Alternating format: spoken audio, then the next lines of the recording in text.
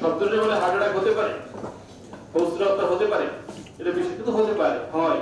আমি দেখেছি আমার গ্রামে একজন লোক ছিল, সে ওই বাড়ি ঘর তৈরি করতো, টিনের বাড়ি তৈরি করতো এবং সেখানে তার কাটা মারতে হতো। না হলো হাবিব, যখন প্রাইমারি স্কুলে পড়ি তখন হাবিব কাজ করতো, বিভিন্ন গ্রামে গিয়ে গিয়ে ঘর তৈরি করতো।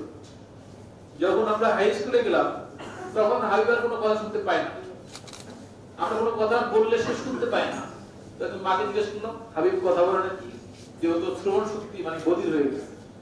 এর কারণ হলো উচ্চ শব্দে যে সেই করতো, ঘর নির্মাণ করতো, হাতুড়ি দিয়ে লোহার পিটারে পিটাতে মারতো, সে শ্রবণ শক্তি হারিয়ে ফেলেছে।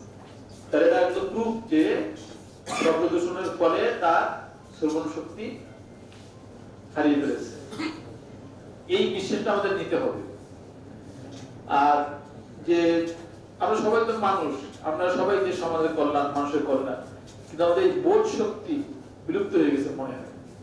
আমার সুযোগ হয়েছিল, আমি মালয়েশিয়াতে গিয়েছিলাম 17 সালে। কুয়ালালামপুর থেকে পেনাঙে আসছি গাড়িতে করে, 500 কিলোমিটার লং রুট নেমে আসছি। রাস্তায় অনেক গাড়ি, কিন্তু কখনো হর্ন বাজাতে হয় না।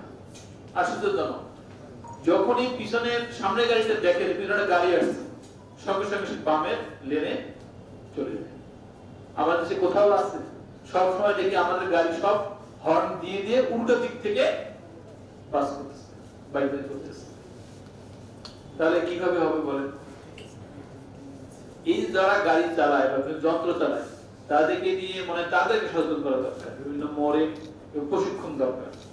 এই যারা গাড়ি চালায় আমাদের দেশে, তারা কোনো প্রশিক্ষণ নেই, কোথাও তাদের কোনো প্রশিক্ষণ নেই। সে হয়তো তার যে আগে চালাতো তার কাছ থেকে শিখেছে, কিন্তু বেসিক যে নর্ম, রুট, রোডস, সাইন কিছুই সে, যার কারণে এই সমস্যাগুলো তৈরি হচ্ছে।